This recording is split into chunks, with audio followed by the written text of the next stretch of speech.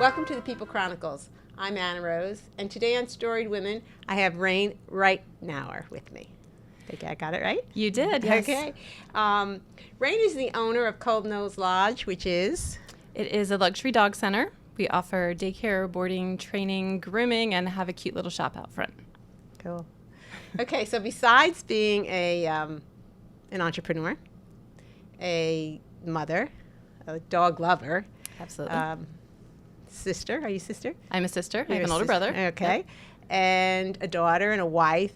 You have a really unique story to tell. And I think Storied Women always have that. We have many, many, many different titles. So, as we do with every single episode of the People Chronicles and Storied Women, what is it that you want people to remember from our conversation today? Well, as we were doing our little pre-interview, the thing I really want everyone to know is that there were so many obstacles that either real or imagined could have stopped me at different places along the way, and I just didn't let them. I tried to make sure that I was really focused on what was really an obstacle, what was me just getting a little nervous, and I just needed either some additional education or just a little bit of chutzpah and just go out and do it. And just about every single one of those obstacles I've overcome, or it made me take a detour that led me to something that was even better than what I had been planning to go to originally. Excellent. Okay, so we're not going to let any of these obstacles get in our way. Exactly. Okay. All right, I'm going to remember that. Okay. Now, give me the little Cliff Notes version of Rayne. Okay. So I grew up in a Navy household. My father was in submarines. So I was born in California. We moved away to the East Coast by the time I can remember anything. So the memories I have are mostly in Virginia, a little bit in Connecticut, a little bit in South Carolina. But if I had to say where I'm from, I would say Virginia. My dad, as a submarine guy, was gone a lot. So Mom was always there to take care of my brother and me. She always would just get up and go if we wanted to go visit family out of town. And because we moved a lot, family was not ever in the same town as us. So there was never just going up the street to visit Grandma. It was either drive 8 hours or fly across country. And we would just go.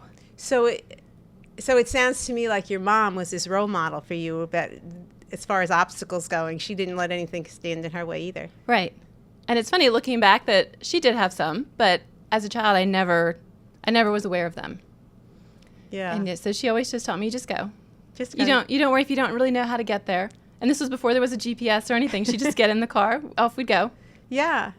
Very exciting. I mean, when you think of having role models, when you think back as women, we look back usually many times, for many of us anyway, to look back to our moms or those strong women who have come before us so that we know how to do it. Right. We watch them and then we learn from them. Whether or not we really understand that, we learn what to do and what not to do as well. Right. Okay, so tell me about these obstacles. Now, we put you as an entrepreneur. Yes. Okay, so tell me about obstacles that come out starting your business, or where you were originally. You didn't always own a business, right? Right. I went to James Madison University and I got a degree in mass communications, and I went into video production, which I did for 8 years. Had some amazing experiences. I got to go to Hawaii, got to go to London, many trips to Miami, lots to New York. Just lots of fun places to go, sometimes for incredibly fun live concerts and webcasts, and some a little less exciting, going to the Navy base and doing a video on the trash compaction systems of a submarine.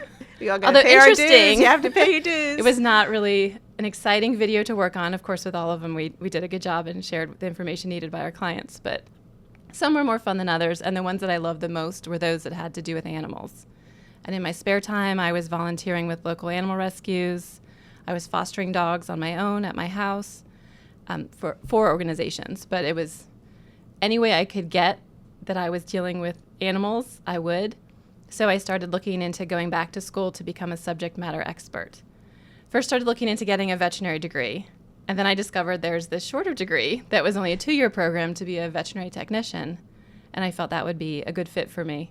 So I started going back to school. I was still doing webcasting. So you changed your entire career to follow a passion. I did, but the initial signing up for school had been sort of to stick with the same path, but a much more narrowly defined version of it. And then once I was back in school, I worked part-time at a dog daycare center. And then I worked another little part-time job at a training center. And I was volunteering at the local shelter. And I realized that I wanted to be involved in those things more than I really did in video production anymore. And so it was while I was in school that I started initially going to seminars with Small Business Center and started to work on a business plan. Okay, so then what happens? So then I work as a vet tech for 4 years. We relocate from Virginia to Pennsylvania. Who's we? My husband and I. Okay. And our 3 dogs at that point. And we were trying to start a family. We adopted our son. And our agency made it sound like it'd be a little while till we would be matched again. So it seemed like the perfect time to go ahead and let's make this leap. Let's start the business. We'll get it established. And then once it's established, that should time out about right for the phone call that we'd be matched again. And that's not how it timed out. Okay, so then take us to that time, that All poor right. timing, or is it ever really a Well, who right knows? time to have a child? So Everything's working out great now. So first we'll of all, just look back. backtrack a little bit as Sure. far as you're going to set up this business, and why did you make this decision to adopt? Growing up, my older brother was adopted into the family. My best friend when I was in elementary school was also adopted. So for me, there was always a consideration for a way to start a family. And my initial plan had been we joked that we were going to make one and adopt one. And that's how we would have at least 2. The third child was a maybe. We'd see how we felt after 2 if we were going to go for 3, but that was our limit. And it just wasn't happening. And I didn't want to go all the way through doing IVF. And I know for some people that's the right choice. But for me, once we got beyond just some basic drugs to try to help boost things and it didn't work, I was okay with that. I didn't need to make my child to love them. And if I look at how much I love my dogs, it's ridiculous the amount that I love my dogs. And they're not even the same species. Like, there's no way. So Yeah. So obstacle, not an obstacle. Another opportunity. Just right. creates I another remember opportunity. crying, and another month would go by, and they're still not pregnant. But then eventually I got to where I was okay with that. Okay. So instead of looking locally, what do? We researched all our different options, Okay. and South Korea called us. South Korea. Oh, yeah, of course. Honey, I have South Korea on the phone, all right? So it was just, there was something, and a friend of mine who also adopted from South Korea had said that somebody had asked her why you chose South Korea, and she said, because that's where my child was. And I feel like, yeah, that's how that worked. So it almost sounds like, and as a parent, that we say symbolically that I would go to the ends of the earth for my child, right?